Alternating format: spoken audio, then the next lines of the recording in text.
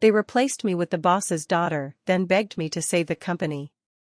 The morning I was demoted, my boss expected me to keep doing the same work for half the pay while his daughter took my office, my title, and the credit. Before lunch, my boyfriend ended our 6-year relationship by text. An hour later, he walked into the office holding the boss's daughter by the waist. They thought I had lost everything in a day. What they did not know was that the building beneath their feet belonged to my family. The demotion letter was waiting on my desk at 8:07 on a Monday morning. It lay on top of the quarterly sales report I had finished at 2 the night before, printed on heavy cream paper as if expensive stationery could make humiliation look professional. The subject line read, "Organizational Realignment." Beneath it, in smaller type, the company informed me that I was being reassigned from Director of Business Development to Senior Account Coordinator, effective immediately. My salary would be reduced by 38%. My responsibilities, however, were almost identical. For a few seconds, I simply stood there with my laptop bag still hanging from my shoulder. Around me, the 7th floor of Whitmore Strategic Solutions came awake in its usual Monday rhythm. The copier hummed. Someone poured coffee in the break room. A sales associate laughed too loudly at something on his phone. Then the whispers started. "Claire got demoted? That has to be a mistake. She brought in the Hartwell account. And Bellman Medical. Who are they giving her job to?" I set my bag down carefully. My hands were steady, but a pulse had begun beating behind my left eye. 3 years earlier, Whitmore Strategic Solutions had been a regional consulting and procurement company with a decent reputation and terrible sales discipline. I had joined as an account analyst at 26. Within 8 months, I was leading client presentations. Within 18, I had rebuilt the company's proposal process. By the end of my 2nd year, I had landed 3 contracts large enough to keep the entire firm profitable through a brutal downturn. 2 Fridays ago, the executive team had toasted me with grocery store champagne in the conference room after I closed the Bellman expansion deal. That Monday, I had apparently become unqualified to lead the department. "Claire." I looked up. Monica Hayes, our human resources manager, stood beside my cubicle with a folder hugged to her chest. Monica was in her 50s, practical and kind, with the exhausted eyes of a woman who had spent years translating bad decisions into acceptable language. "Can we talk in conference B?" she asked. "Is there anything in there that isn't already in this letter?" Her mouth tightened. That was answer enough. We went into the small conference room and closed the door. Through the glass wall, I could see several members of my team pretending not to watch. Monica lowered her voice. "Richard made the decision Friday afternoon. I argued that the change needed a documented performance basis. He said this was an ownership decision." "An ownership decision," I repeated. His words. Not mine. I slid the letter across the table. "Who is replacing me?" Monica looked toward the door, though we were alone. "Amber." For the first time that morning, I laughed. It was not a happy sound. Amber Whitmore had joined the company 17 days earlier as a management trainee, a title broad enough to excuse the fact that she had no defined job. She was Richard Whitmore's only daughter, 23 years old, newly returned from a private college in Florida after taking 6 years to finish a communications degree. On her first day, she had walked into my office, set an empty stainless steel bottle beside my keyboard, and said, sparkling, "Not still." And cold, but no ice. I had assumed she was joking. She had not been. I told her the kitchen was down the hall. She stared at me as if I had asked her to dig a well. Over the next 2 weeks, I tried to give her meaningful work. She missed a client briefing because she thought 9 a.m. Central meant 9 a.m. Eastern. She sent an internal pricing sheet to a prospect. During a video call with a German supplier, she interrupted 3 times to ask whether anyone could refill the conference room water pitcher. When I asked her to summarize the client's concerns afterward, she said they seemed like kind of intense. Eventually, I assigned her to inventory marketing materials and notify operations when the bottled water supply ran low. It was not a punishment. It was the only task she had completed without creating a legal or financial risk. Apparently, she had reported that I was disrespecting her. Monica rubbed one temple. Richard believes she needs authority in order to grow. So he's giving her my department. He says you'll provide continuity. I looked again at the letter. Meaning I do the work while she holds the title. Monica did not answer. And I take a pay cut. Claire, I am not defending this. I'm asking you not to react before you think through your options. If you resign today, Richard will call it voluntary. You could lose severance and unemployment eligibility. She was right. On any ordinary day, I would have slowed down. I would have called an employment attorney, documented everything, and made a clean exit. But Richard had made one mistake. He believed my job was the only leverage I had. I folded the letter once, placed it back in the folder, and stood. "Where are you going?" Monica asked. To hear him say it to my face. Richard's office occupied the corner overlooking Peachtree Road. He liked to keep the door open so employees could see the leather sofa, the framed awards, and the enormous photograph of him shaking hands with a former governor at a charity dinner. Amber was sitting in one of the guest chairs when I walked in. She wore a white designer suit that probably cost more than one of our junior analysts earned in a month. My nameplate, Claire Bennett, Director of Business Development, rested in her lap.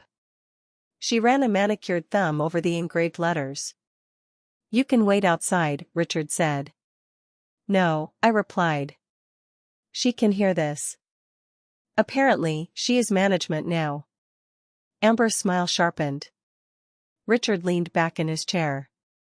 He was 61, broad through the chest, with carefully silvered hair and the habit of speaking slowly when he wanted people to feel foolish for disagreeing with him.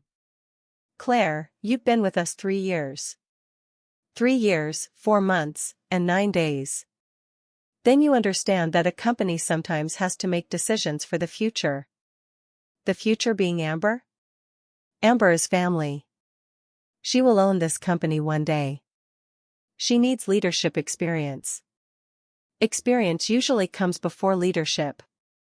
Amber crossed one leg over the other. This attitude is exactly the problem, Dad. She acts like the company belongs to her. I turned to Richard. Last year, my department generated 64% of new revenue. I negotiated the Hartwell renewal after your original proposal was rejected. I recovered the Bellman account after Amber accidentally emailed them our internal margin sheet. And on Friday, you approved bonuses based on the forecast I built. What performance issue justifies this demotion? Richard picked up his coffee, took a sip, and set it down with deliberate care. Those clients may have chosen Whitmore because of our reputation, he said. You have a tendency to personalize the company's success. For a moment, I thought I had misheard him. Our reputation? I said. Hartwell would not return your calls for 6 months. You see? Amber said. She always has to be the hero. I looked at the woman holding my nameplate. You have been here 17 days. You missed 2 meetings, sent confidential material to a client, and called our largest supplier the shipping people. What exactly qualifies you to lead my team? Richard's palm hit the desk. She is my daughter. That qualifies her. The room went very still. Through the open door, I could sense movement in the hallway. People were listening. Richard pointed one thick finger at me. I built this company. I decide who rises and who falls. You are an employee, Claire. Do not confuse being useful with being important. I felt something inside me settle. Until that moment, a small part of me had still hoped the situation could be repaired. Maybe Amber would keep the title while I negotiated a transition package. Maybe Richard had been pressured by his wife. Maybe there was some business reason hidden beneath the insult. There was not. He simply believed competence was a tool he owned. Let me make sure I understand, I said. You want me to continue managing the clients, training the team, and fixing Amber's mistakes. But she gets my office and title, and I accept a pay cut. That's the arrangement. No. Richard blinked. Excuse me? I unclipped my identification badge and placed it on his desk. I resign. Effective now. Amber laughed under her breath. Richard did not. He stood so quickly his chair rolled backward into the credenza. Think carefully, he said. I know every owner in this industry. You walk out of here like this, and you will not find another job in Atlanta. Then it's fortunate I did not ask for your help. You think those clients are loyal to you? They signed with Whitmore. The minute you leave, you become nobody. I looked at my nameplate in Amber's hands. Then you have nothing to worry about. I turned and walked out before either of them could answer. My team had gone quiet. 6 faces followed me as I crossed the floor toward my office. I could see anger, fear, and something worse, the stunned recognition that if this could happen to me, it could happen to any of them. I sat behind my desk and opened my phone. There was one person I needed to tell before I did anything else. Daniel Brooks and I had met during our sophomore year at Georgia State University. We had been together for 6 years. We had talked about marriage, a small house outside the city, and eventually starting our own consulting firm. Daniel had been the one who convinced me not to join my family's company after graduation. People like us don't get handed anything, he used to say. We build it. At the time, I had loved this sentence because I believed he was talking about independence. I typed, Richard demoted me and gave my job to Amber. I resigned. I'm done with Whitmore. Are you leaving with me? Daniel worked in vendor relations on the 5th floor. We had joined the company within 2 months of each other, part of the plan we had made in college. Learn the industry. Build contacts. Save money. Leave together. The message showed as delivered. No reply came. 5 minutes passed. Then 10. I called him. It rang once and went to voicemail. I sent another text, I heard you're out today. Are you sick? Call me. Again, nothing. I told myself he might be driving. He might be in a doctor's office. He might be dealing with a family emergency. Then my screen lit up. For one relieved second, I thought he had finally answered. The message contained 2 words. We're done. I stared at it. I typed, what happened? The message failed to deliver. I tried to call. Straight to voicemail. He had blocked me. The silence around my desk changed. It was no longer the silence of coworkers watching someone pack. It was the uneasy stillness of people who knew something I did not. I lifted my head. What? I asked. No one spoke. Finally, Nina Patel, the youngest analyst on my team, walked toward me holding her phone with both hands. Claire, she said softly, I think you should see this before someone else sends it to you. On her screen was a social media post uploaded less than an hour earlier. Danielle stood in front of a hotel mirror with one arm around Amber's waist.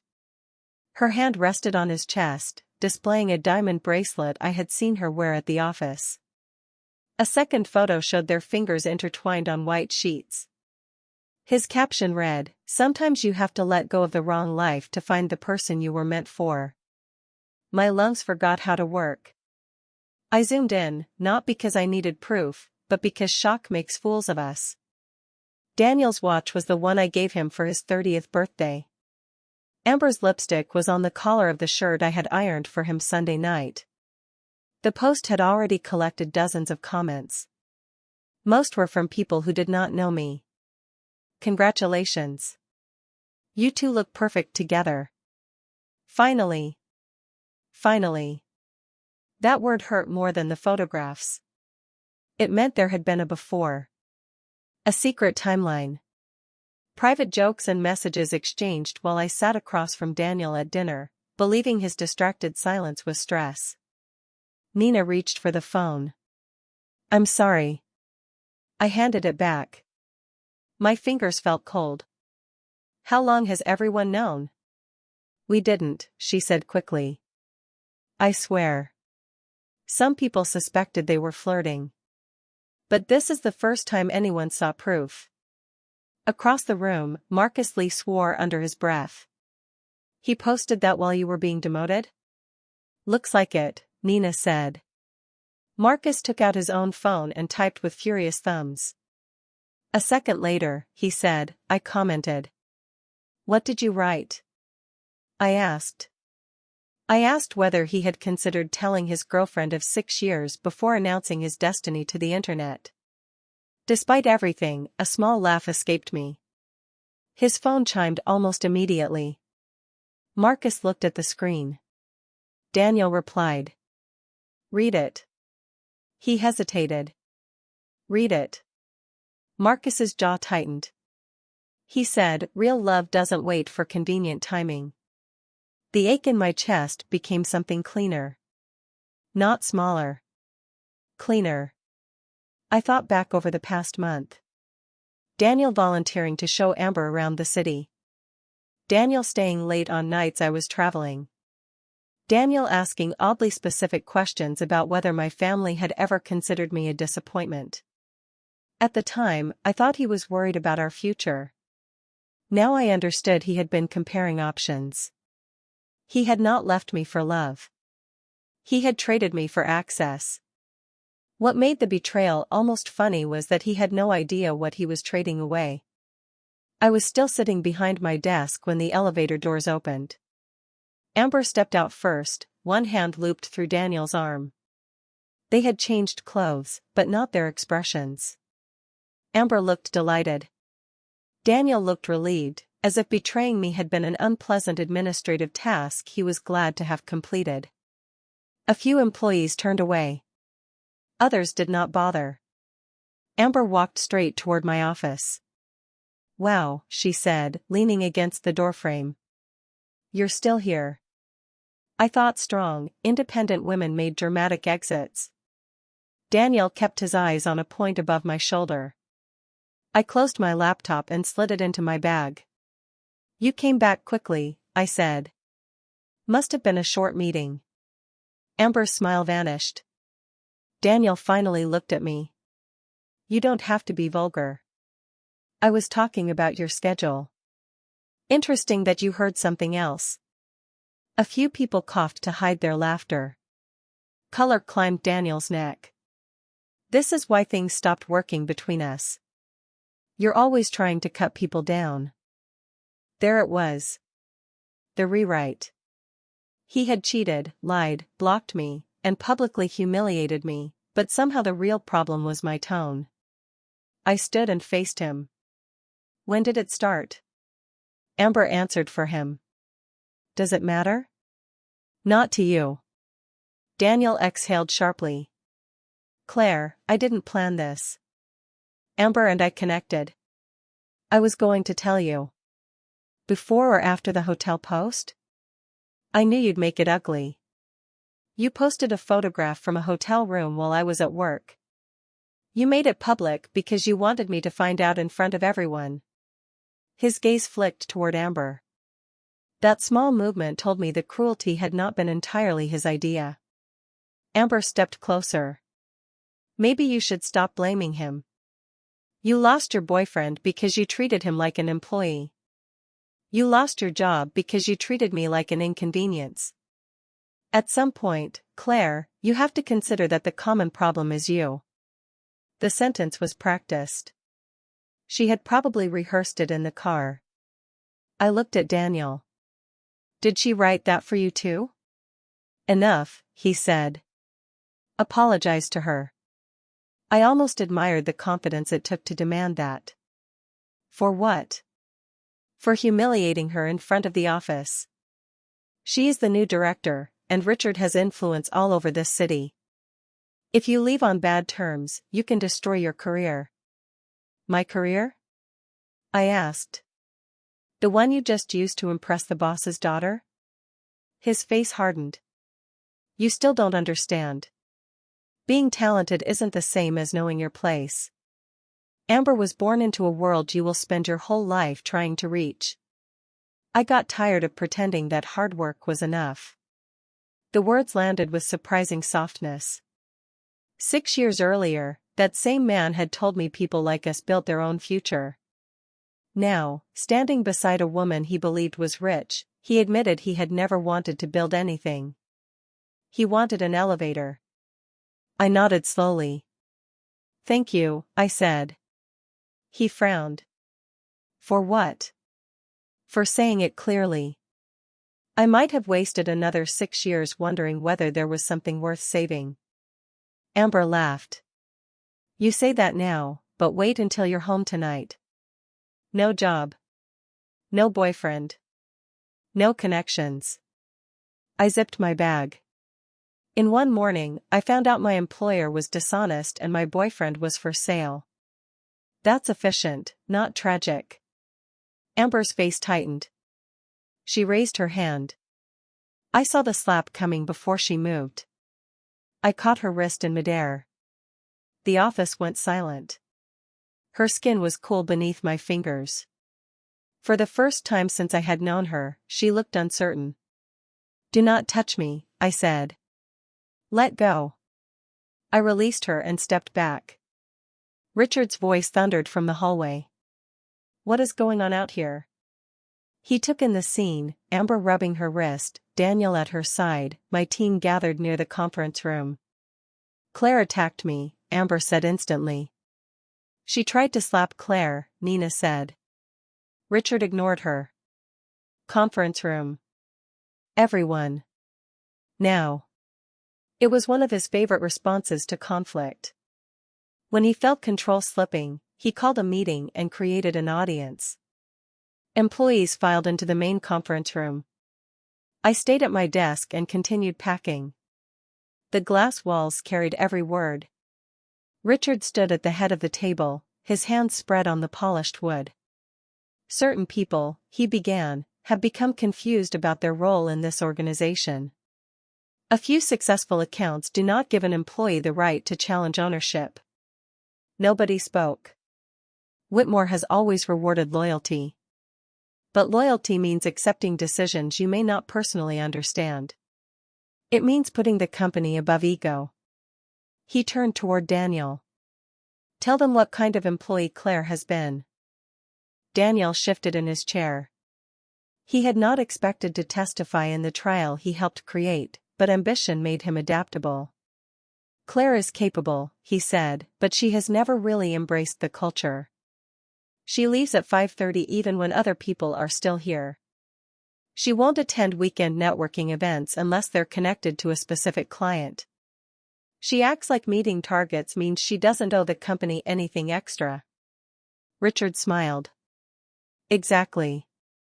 From my desk, I stared at the framed photograph of my team celebrating the Hartwell contract. I had worked 60-hour weeks during negotiations, but I left on time whenever the work was done. I did not confuse visible exhaustion with value. Richard hated that because tired employees were easier to control. Amber began clapping. 2 managers joined her. The rest of the room remained still. My phone buzzed with a new group chat created by Marcus. Nina, this is disgusting. Marcus, a man who makes $42,000 a year, is lecturing us about sacrificing for a millionaire. Jenna, Claire, are you really leaving? Monica, please protect yourself. Do not sign anything they give you. I typed, I'm leaving. Keep copies of your performance records and client work. And don't trust verbal promises. Monica replied with a sad face. Then, you deserve better than this. I looked around the office one last time. I had spent 3 years treating Whitmore as if it were mine to protect. I knew which printer jammed in humid weather, which client hated voicemail, which employee needed written instructions, and which one learned best by watching. I had built systems Richard never understood and relationships Amber could not inherit. They thought they were taking my position. What they had actually done was remove the person holding the company together. I carried my box toward the elevator. Amber caught up with me near reception. "Just so we're clear," she said, lowering her voice, "Dad was going to keep you around until I learned the accounts. Daniel convinced him you were becoming a problem." I pressed the elevator button. That confession hurt in a place I had not armored yet. "Why tell me?" "Because I want you to know he chose me before today." The elevator doors opened. I stepped inside and turned to face her. "No," I said. "He chose what he thinks you can give him. You should remember that when the giving gets expensive." The doors closed on her expression. In the parking garage, I placed the box in my car and sat behind the wheel without starting the engine. For nearly a minute, I did nothing. Then my body caught up with the day. My hands began to shake. My throat closed. 6 years of mornings beside Daniel, grocery lists, shared passwords, family holidays, and half-finished conversations crowded into the quiet car. I pictured the apartment we rented in Midtown, his shoes by the door, his coffee mug in the sink, the suit I had picked up from the dry cleaner for a man who was sleeping with someone else. I pressed both palms against the steering wheel until the trembling eased. I could survive being embarrassed. I could survive losing a job. What frightened me was the possibility that I had misunderstood my own life so completely. My phone rang. "Dad." I had texted him only 4 words before leaving the office. "I finally quit Whitmore." I answered. "Where are you?" he asked. "Parking garage." "Are you hurt?" "Not physically." A pause. My father knew when not to joke. "Come home," he said.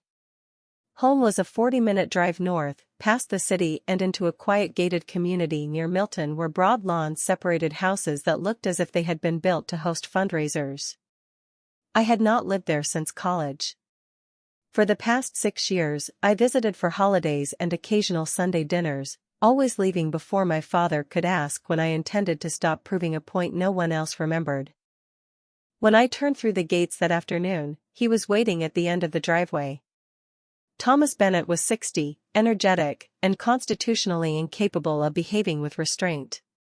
He had built Bennett Holdings from one small warehouse into a national commercial real estate and logistics group. He could negotiate a $70 million acquisition without raising his voice, then celebrate a family birthday with fireworks that violated 3 neighborhood rules. He opened my car door before I had turned off the engine. "You came alone," he said. "Daniel and I broke up." His expression changed. "Did he do it because you quit?" "He was sleeping with Richard's daughter." My father went completely still. "How attached are you to the concept of due process?" he asked. I laughed, and then, to my horror, I started crying. Dad pulled me out of the car and wrapped both arms around me. He did not say Daniel was worthless. He did not tell me he had warned me. He simply held me while I cried into the shoulder of his blue work shirt like I was 16 instead of 30. When the worst of it passed, he led me inside. My mother, Evelyn, was in the kitchen making tea she knew neither of us wanted. She kissed my forehead, took my phone, and gave it to the house manager. "Turn it off," she said. "Anyone who matters can reach your father. Anyone who doesn't can wait." We sat around the breakfast table. I told them everything, the letter, the confrontation, the photographs, the meeting. I expected anger. Instead, my parents listened with the focused silence they used during board presentations. When I finished, Dad leaned back. "So Richard Whitmore demoted the person responsible for most of his new revenue, promoted his unqualified daughter, and then threatened to blacklist you. That's the summary. And the daughter is dating Daniel because she thinks he is ambitious. Probably. While Daniel is dating the daughter because he thinks she is wealthy. Definitely. Dad looked at Mom. This almost feels educational. She gave him a warning glance. Thomas. I'm not laughing at Claire. I'm admiring the efficiency. 2 bad investments exposed in one morning. I wiped under my eyes. I made the same joke at the office. See? Excellent instincts. Mom reached across the table and squeezed my hand. You don't have to be strong for us. That was the sentence that nearly broke me again. For years, I had refused a role at Bennett Holdings because I wanted to know who I was without the family name. I also wanted to build something with Daniel as an equal. I knew he would never have survived an executive position in my father's company on merit, and I refused to ask for special treatment. So I hid the scale of my family's wealth. Daniel knew my parents were comfortable. He did not know they owned hundreds of commercial properties, including the glass office tower where Whitmore rented 3 floors. I had planned to tell him when we launched our own firm. Now he was sleeping with the daughter of his landlord's tenant. Dad got up and disappeared into his study. He returned carrying a thin legal folder. I was going to transfer this to you at the end of the year, he said. The board approved it as part of your trust restructuring. There's no reason to wait. I opened the folder. The first page described the transfer of Peachtree Crest Tower and its associated leasing company into a holding entity under my control. I looked up. The whole building? The whole building. Parking deck too. Dad. You wanted responsibility. Commercial property is responsibility. The asset is stable, the debt is low, and the management team is competent. He tapped the page. Whitmore's lease renews next quarter.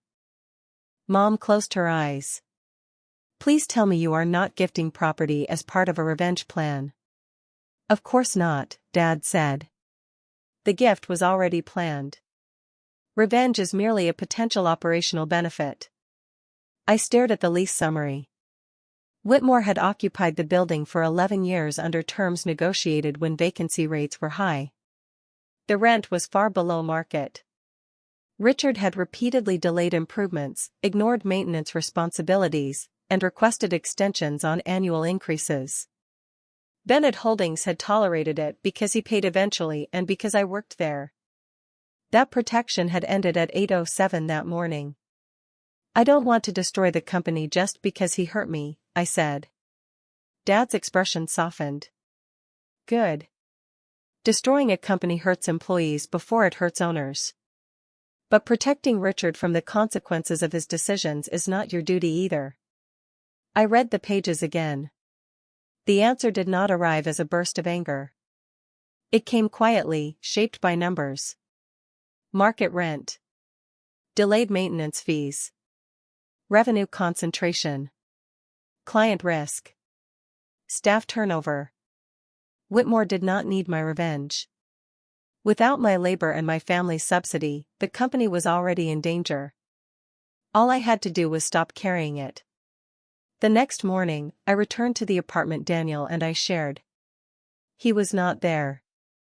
Half his clothes were gone, along with the espresso machine and the television he had once insisted we buy on my credit card. He had left my grandmother's dining table, my books, and a note on the kitchen counter. Please don't make this harder than it has to be.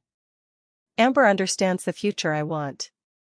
I hope someday you find someone who appreciates your priorities. There was no apology. I read the note twice, then called a locksmith. By noon, his remaining belongings were boxed and placed in a storage unit paid through the end of the month. I sent the access code to his sister, photographed the apartment, and removed him from every shared account. Only after the practical work was finished did I sit on the floor beside the empty television stand and let myself remember. Daniel studying beside me in the university library. Daniel cheering when I earned my first promotion. Daniel asleep with his hand curled around my wrist. Daniel telling me we were a team. Some of those memories had been real. That was the difficult part. People did not become strangers because they betrayed you. They became familiar people you could no longer trust. I cried until there was nothing graceful left in it. Then I washed my face, opened my laptop, and read Whitmore's lease from beginning to end. The first rent notice went out 6 days later. I did not invent a penalty or write an emotional letter. I instructed the property manager to enforce the lease exactly as written. The temporary discount Richard had received for years would expire. Common area maintenance charges would be reconciled. The security deposit would be restored to the required level. Beginning next quarter, Whitmore would pay the same market rate as comparable tenants in the building. Richard called within 20 minutes. His name appeared on my screen while I was meeting with the property manager in the conference room at Bennett Holdings. For a moment, I considered ignoring him. Then curiosity won. "Claire," he said warmly, as if our last conversation had ended with a handshake. "I just received a ridiculous notice from building management." "It isn't ridiculous. It's your renewal rate." Silence. "Why are you answering questions about my lease?" "Because Peachtree Crest Tower belongs to me." Another silence, longer this time. "What do you mean, belongs to you?" "My family owns Bennett Holdings. The building was transferred into my portfolio this week." I could almost hear him searching through every conversation we had ever had, trying to find the moment he should have recognized my last name. "You never said. You never asked." His voice changed. The authority drained out of it. "Claire, perhaps we both reacted emotionally on Monday. I didn't set the market rate emotionally. This company has had a difficult year. Surely there is room for flexibility. You told me Whitmore's reputation was responsible for its success. A company with that reputation should be able to afford its office." He inhaled sharply. "You're punishing me." "No. My family was subsidizing you because I worked there. I don't anymore. What if I offered you your position back?" The speed of the offer told me everything. "You said I was useful, not important. Business owners say things in tense situations. And tenants sign leases in calm ones. The notice stands." He lowered his voice. "Claire, be reasonable. I am being exact. You have 30 days to accept the renewal or provide notice that you're leaving." I ended the call before he could change strategies. The property manager, a patient man named Luis Ortega, raised one eyebrow. "Personal history?" he asked. "Former employer. Do you want us to push harder?" "No. Treat them like any other tenant. No favors, no harassment. Document every conversation." That mattered to me. I wanted consequences, not cruelty. Richard had spent years making business personal whenever it benefited him. I would not make the same mistake in reverse. Still, the numbers were merciless. Without the discounted rent, Whitmore's occupancy cost would rise by nearly 40%. The increase alone would not destroy a healthy company. Whitmore was not healthy. The clients I had managed began calling within days of my resignation. The first was Dr. Samuel Hartwell, chief executive of Hartwell Pediatric Systems. He did not ask whether I had taken another job. He asked whether I was safe. 3 years earlier, during our first round of negotiations, his 9-year-old daughter had developed a rare autoimmune condition. Hartwell had missed 2 meetings and nearly cancelled the project. I had not used the crisis to pressure him. Instead, I contacted a retired specialist my mother knew through a hospital foundation and arranged an evaluation. The doctor found a treatment plan that stabilized his daughter within months. I never mentioned the favor during contract discussions. Hartwell never forgot it. "Amber Whitmore called me yesterday," he said. She introduced herself as your replacement and asked whether we could move our renewal meeting because she had a Pilates class. I closed my eyes. I'm sorry. You don't owe me an apology. Are you starting your own firm? I'm considering my options. When you decide, call me before you sign with anyone else. The second call came from Owen Price, founder of a regional distribution company. Owen had been raised by a deaf foster father. During our first year working together, I learned enough American Sign Language to hold a respectful dinner conversation in their home. It took months, and I made plenty of mistakes, but his father had grinned when I signed that Owen was a good businessman and a better son. After that dinner, Owen told me no consultant had ever taken time to speak directly to the man who raised him. Amber's first email to him began, "Hi, Mr. Price," misspelling his name, and attached the wrong proposal. "I don't work with Whitmore," Owen told me. "I work with people." You were the person. The third major client, Grant Mercer, had built his manufacturing company after a former partner emptied their accounts and disappeared. He trusted slowly and verified everything. I earned his business by giving him bad news before he discovered it himself, even when the mistake was not mine. When Daniel called to reassure him that Amber would provide a more relationship-driven experience, Grant canceled the contract review. "That man sounds like he's selling a used boat," Grant said when he reached me. "Did he always talk like that?" "Only when he wants something. Then he must want the whole world." Within 3 weeks, 2 of my former team members resigned. Marcus accepted a position with a competitor. Nina left after Amber blamed her for a pricing error Amber had made herself. Jenna stayed because her health insurance covered her son's therapy, but she sent me regular updates. The messages were funny until they were not. Amber changed the department's client software because she disliked the color of the dashboard. The migration deleted 6 months of notes. She ordered everyone to attend a Saturday vision retreat at a luxury hotel, then charged the cost to a client entertainment account. She promised a delivery timeline operations had already said was impossible.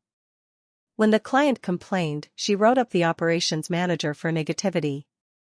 Richard defended every decision in public and screamed about cash flow in private. By the end of the month, Whitmore announced a hiring freeze. A week later, it cut free coffee and stopped reimbursing parking. Then came layoffs. Richard did not lay off Amber. He eliminated 8 junior positions and 1 senior operations role while giving Daniel a new title, Vice President of Strategic Partnerships. There was no salary increase. According to Jenna, Daniel spent the next 2 days telling everyone the title proved he had made the right life choices. The relationship he had chosen did not look as rewarding from the inside. Amber treated affection as a series of tests. She sent Daniel across the city at midnight for a specific slice of strawberry cake, even though the bakery offered delivery. She signed him up for a virtual charity race because she wanted the medal for a social media photograph. She expected him to run the miles and hand her the medal afterward. At work, she called him into her office to fix presentations she had ruined. At home, she woke him because the apartment was too warm, too cold, too quiet, or not quiet enough. She posted every sacrifice online as proof of devotion. My friends forwarded the photographs until I asked them to stop. In one, Daniel stood outside a bakery after midnight, damp with summer rain, holding a pink box and forcing a smile. In another, he wore a suit at the office with dark circles beneath his eyes while Amber leaned against him, bright and rested, captioning the photo, "My man always shows up for me." I did not enjoy his suffering as much as I expected. Mostly, I felt tired. He had chosen the arrangement because he believed proximity to wealth was the same as power. Amber chose him because his hunger made him obedient. They were not building love. They were negotiating control. The money problem made everything worse. To cover payroll and the increased security deposit, Richard pressured Amber to sell several designer handbags and a leased sports car. She responded by spending more, insisting that appearances were essential to client confidence. Danielle defended her in public and begged her to cut back in private. One afternoon, Monica called me from her car. "I shouldn't be telling you this," she said, "but the company is in serious trouble. Vendors are on hold. Payroll cleared 2 days late. Richard is talking about a bridge loan. Does he have collateral? The bank already has a lien on most equipment and receivables. What about the new contracts Amber said she would bring in?" Monica gave a humorless laugh. "She counts proposals as revenue." I leaned back in my chair. I had spent the month reviewing commercial assets with my father's team and developing a small consulting division of my own. For the first time in years, I worked without having to protect someone else's ego. The freedom felt unfamiliar. "Monica," I said, "are employees getting paid?" "For now. If that changes, tell me immediately." "Why?" "Because whatever happens to Richard, the employees did not create this." She was quiet for a moment. "You always did care more about the company than he did." After the call, I pulled Whitmore's public filings, credit records, and lease history. I asked Bennett Holdings' legal team to review the company's likely exposure if it defaulted. I did not have access to confidential internal records, and I did not want them improperly. But the visible picture was bad enough. Whitmore had borrowed against future receivables. It had guaranteed vendor contracts it could no longer fulfill. The lost clients represented almost half its expected annual revenue. If Richard missed payroll or rent, the bank could force a liquidation. The company itself still had value: experienced employees, supplier relationships, several smaller profitable accounts, and a respected name in regional procurement. Under competent leadership, it could recover. Under Richard and Amber, it would not survive the quarter. I began preparing an acquisition proposal. Not because I wanted Richard's chair. Because I had spent 3 years building something inside Whitmore that deserved better than the Whitmores. The final push came from the clients. Hartwell, Owen, and Grant agreed to meet me for lunch at a quiet restaurant near Piedmont Park. I arrived expecting advice. They arrived with lawyers. Hartwell placed a folder beside his plate. "We have compared notes," he said. "Each of us has termination rights based on service failures. We intend to exercise them." "That may trigger Whitmore's loan covenants," I said. "We know." Owen signed something to his attorney and turned back to me. "We also know you are considering an acquisition." I looked at the 3 men. "Who told you?" Grant smiled. "You ask too many careful questions when you aren't planning something." Hartwell opened the folder. "We are prepared to sign letters of intent with a successor company led by you, provided service continuity and staffing standards are met." The offer was more than business. Their commitments would make financing possible. "I can't ask you to move contracts just to help me," I said. "You didn't," Hartwell replied. "We are moving because Whitmore can no longer perform. We are choosing where to go next." Owen leaned forward. "You spent years creating value for a man who called it luck. Stop making his argument for him." I looked down at the unsigned letters. My entire adult life, I had tried to prove I was not successful because of my family. I refused introductions, declined capital, and hid my last name behind ordinary job titles. I told myself that struggle made achievement honest. But there was nothing dishonest about using resources responsibly. Privilege became harmful when it replaced competence, not when it supported it. Amber had been handed authority without accountability.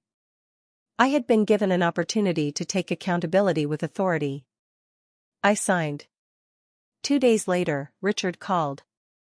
His voice was oily with false concern. "Claire, I have been thinking about you. Losing your job and your relationship in the same week must have been difficult." I was at a spa with my mother, a sheet mask cooling on my face. She watched me answer and immediately sat up. "Get to the point, Richard. He paused. There is no need to be crude. Amber believes women in leadership should maintain a certain standard. Get to the point. My mother covered her mouth to hide a laugh. Richard sighed. A few clients have been unreasonable since you left. They seem to think they can dictate who manages their accounts. I am willing to let you return. Same title. Same salary. We can treat the last few weeks as unpaid leave. How generous. You should be grateful. Most employers would not take someone back after such a public resignation. What about Amber? She will remain executive director. You can report to her. Even with a mask on my face, I could feel my smile. I'll come in tomorrow morning, I said. Richard laughed with relief. I knew you'd come to your senses. People like you need structure. 8:30. Don't be late. I won't be. When the call ended, Mom turned toward me. You are not going back to work for that man. No. Then why are you going? I removed the sheet mask and folded it neatly on the tray. To collect next quarter's rent and offer to buy his company. At 8:27 the next morning, I walked into Peachtree Crest Tower carrying a leather portfolio and 2 envelopes. The lobby security guard smiled when he saw me. Good to have you back, Ms. Bennett. I'm not back the way they think I am, Calvin. His smile widened. Even better. On the 7th floor, the difference was immediate. Half the desks were empty. The reception flowers had been replaced with a plastic arrangement. A handwritten sign beside the coffee machine asked employees to limit themselves to 1 packet of instant coffee per day. The office had once felt busy. Now it felt watchful. Jenna saw me first. Her eyes widened, then dropped to the portfolio in my hand. She understood enough not to greet me loudly. Amber emerged from my former office wearing a pale blue dress and carrying a mug printed with the words Boss Energy. Well, she said. You really did come running back. Daniel followed her into the hall. He looked thinner than he had a month earlier. His suit hung loosely at the shoulders, and the confident brightness he wore during our confrontation had been replaced by a permanent flinch. For 1 second, our eyes met. I felt no desire to win him back. No sharp pain. Only the distant sadness of seeing a house she once loved after a fire. Amber tilted her head. How was unemployment? Busy. My dad said you finally understood how hard it is out there. Your father understands very little about why I'm here. She stepped closer. Before you start, we're going to establish boundaries. You report to me. You do not contact clients without approval. And you need to apologize for the way you spoke to Daniel and me. I glanced at the mug in her hand. Did you write that down so you wouldn't forget? Her face reddened. Security, she shouted toward reception. Remove her. No one moved. Amber turned. Did you hear me? Calvin had come up from the lobby with Luis Ortega and 2 members of the building's property team. He folded his hands in front of him. Ms. Bennett is the owner, he said. Amber stared at him. My father rents 3 floors here. Yes, ma'am, Calvin replied. From Ms. Bennett. The office went silent. Daniel's face changed first. Confusion, calculation, and horror crossed it in quick succession. Amber laughed once. That's not funny. I handed Luis the first envelope. Please log delivery of the rent demand and lease compliance notice. He nodded and walked toward Richard's office. Amber caught my arm. What is going on? I looked down at her hand until she released me. Your company has not restored its deposit or paid the reconciled maintenance charges. The formal notice gives Whitmore 10 business days to cure the default. You can't do that. I already did. Richard's office door opened. He came out holding the envelope, his face gray. Conference room, he said. This time, the command lacked force. We entered the same glass room where he had publicly criticized me. Richard sat at the head of the table out of habit. Amber took the chair beside him. Daniel remained standing until Richard snapped at him to sit. Luis and our attorney, Rachel Kim, joined me on the opposite side. Richard looked at Rachel, then at the portfolio. "What is this?" "A business conversation," I said. "You wanted me to come back because Hartwell, Price Distribution, and Mercer Manufacturing are terminating their contracts. Without them, your lender can call the loan. You are behind with vendors, your lease is in default, and you may not make next month's payroll." Amber scoffed. "You don't know our finances. Your unpaid vendors have filed notices. Your lender recorded amendments. Your former clients have spoken to me. And your father told 3 people at a golf club that cash flow was temporarily misunderstood." Richard closed his eyes briefly. "What do you want?" he asked. I opened the portfolio and slid the acquisition proposal across the table. Bennett Holdings will purchase Whitmore Strategic Solutions operating assets, assume selected vendor obligations, fund outstanding payroll, and preserve the positions of employees who meet performance and conduct standards. Amber stared at the document. "You're trying to steal our company." "I'm offering to pay for a company your decisions are about to bankrupt." Richard read the first page. His jaw moved as if he were grinding something hard. "This valuation is insulting. It's based on revenue after client terminations, verified liabilities, and current market conditions. Whitmore has been in business for 22 years. Then you should understand that history and solvency are not the same thing." He pushed the proposal away. "No." Rachel spoke for the first time. "Mr. Whitmore, the offer expires at 5 this afternoon. If you reject it, the landlord will continue default proceedings. The clients will terminate. Bennett Holdings will not interfere with your lender's remedies. This is extortion." "No," Rachel said calmly. "Each action is independently authorized by contract. The acquisition is an alternative." Daniel leaned toward Richard. "Maybe we should review it." Amber turned on him. "Whose side are you on?" "I'm on the side where people get paid. You said my dad could fix this." "I didn't know the building was hers." The words escaped before he could stop them. Everyone heard what they meant. Amber's face emptied. "That's what matters to you?" she asked. "Who owns the building?" Daniel rubbed both hands over his face. "That's not what I said." "It's exactly what you said." Richard struck the table. "Enough." He turned to me. "You planned this from the beginning. You came into my company under false pretenses. I applied through the public website. I interviewed with 3 people. I did the work you assigned. My family never asked you to hire me or give me special treatment. You hid who you were. Because I wanted to know whether I could succeed without the name. You gave me that answer. Then you assumed the success belonged to you." His eyes narrowed. "If you care so much about the employees, you won't force this."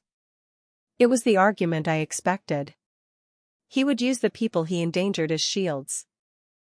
"Payroll funds will be placed in escrow as soon as you sign," I said. "Employees will be paid even before closing. If you refuse, that protection disappears. You can explain the choice to them." He looked through the glass wall. Outside, employees had gathered in small groups. Rumors moved faster than official announcements. "And what happens to me?" Richard asked. "You receive the purchase price after secured obligations. You step down from management. You agree to a 2-year non-interference provision and cooperate with transition." "You mean a non-compete?" "No. You can work in the industry. You simply cannot contact employees or clients to disrupt the transfer." "And Amber?" I looked at her. For all her cruelty, she suddenly seemed young. Not innocent, but unprepared for a world where her father's certainty could fail. Amber can apply for a position under the same process as anyone else, I said. No guaranteed title. No direct reports during the first year. Compensation based on the role. She pushed back her chair. I would rather die. Then don't apply. Daniel leaned forward. What about current executives? I met his eyes. All executive appointments will be reviewed for qualifications and conduct. He looked down. Richard stood. Get out. I gathered the unsigned proposal. 5 o'clock, I said. After that, the offer drops by the amount of any additional liability. I left the room and walked toward the elevator. Before the doors closed, Jenna slipped inside beside me. Are you really buying the company? She whispered. I'm trying. People are scared. Tell them to document unpaid expenses and save personal copies of benefits information. Do not remove company data.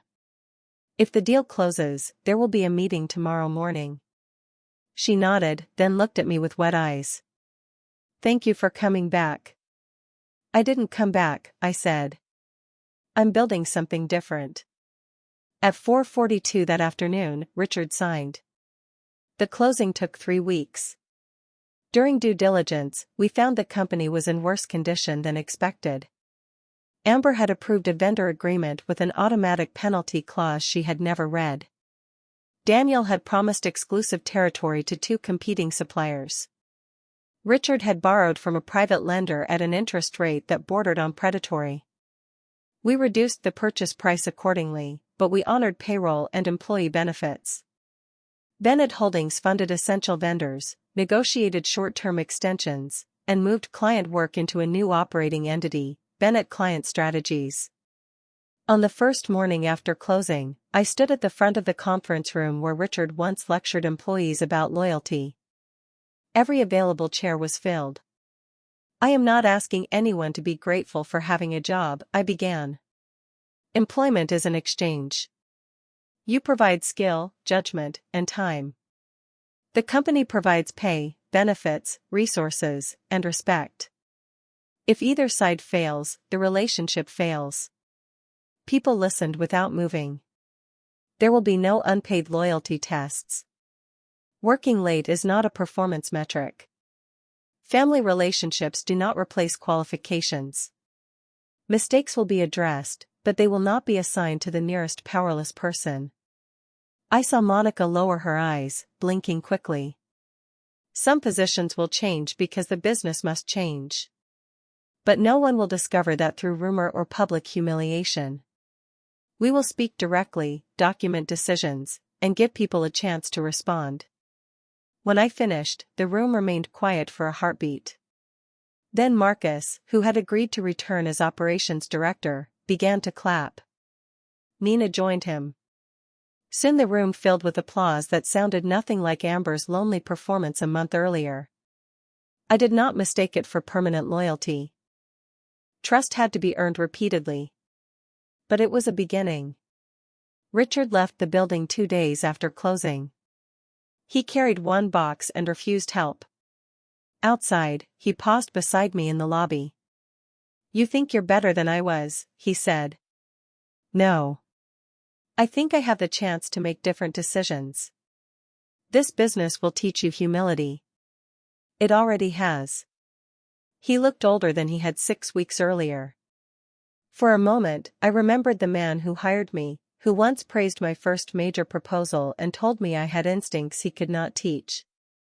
Maybe he had meant it then. Maybe fear of becoming irrelevant had turned every talented employee into a threat. Understanding him did not excuse him. I hope you build something you don't have to control by frightening people, I said. He gave me a bitter smile. You sound like your father. That's not the insult you think it is. He walked out without answering. Amber never applied for a position.